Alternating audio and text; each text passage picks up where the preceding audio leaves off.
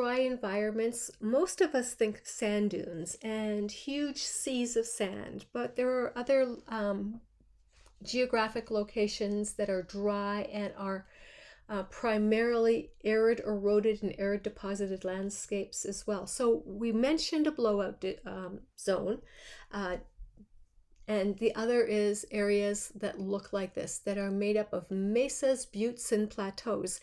These are blowout zones as well.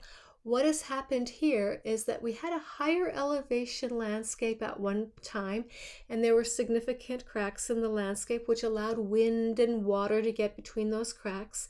And over time, those cracks grew and spaced this stuff out.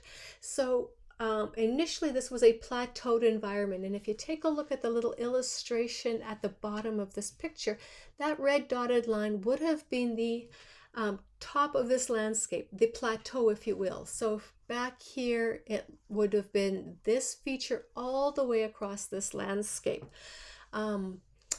We would have had a crack somewhere in here and a crack somewhere in between these two features, and over time this crack widened and widened and widened. So we went from a plateau to a mesa and then to a butte. And a butte geographically is considered a feature that is taller than it is wide.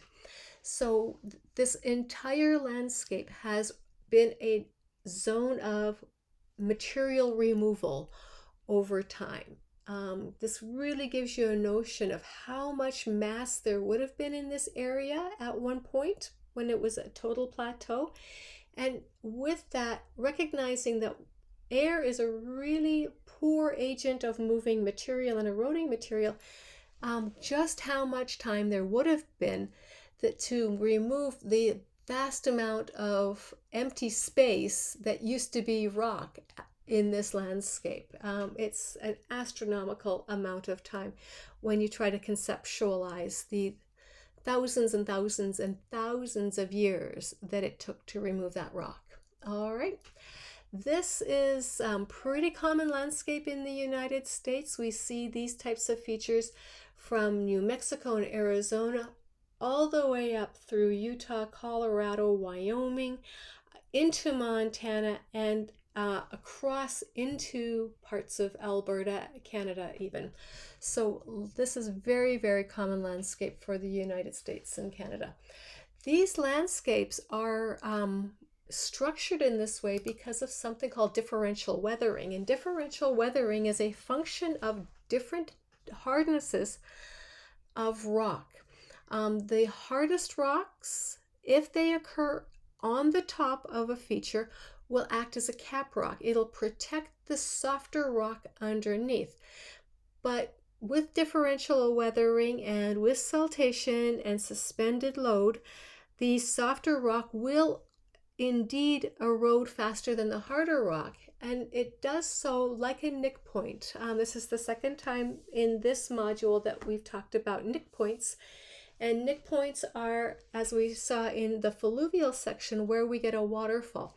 The water from the waterfall undermines the rock structure below the waterfall, producing the rock above to cantilever out. And when that rock can no longer support its own weight, it collapses and falls. Well, this is exactly what happens here.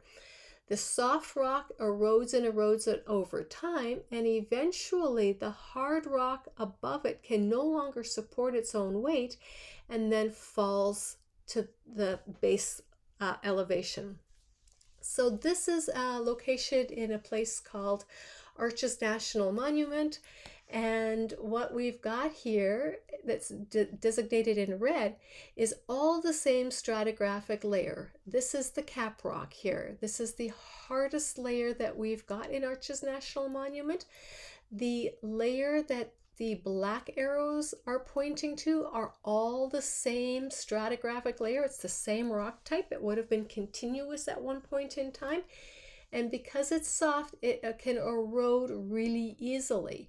This feature here is going to erode to look like this feature here. And you can see that there's not much left of that soft rock. This harder rock on the top is only going to protect it for, I don't know, a few more 100 years, perhaps, maybe tomorrow, maybe 1,000 years before it can no longer be supported, and it'll fall beneath. Once this rock structure is lost, this soft material underneath erodes rather quickly in geologic time.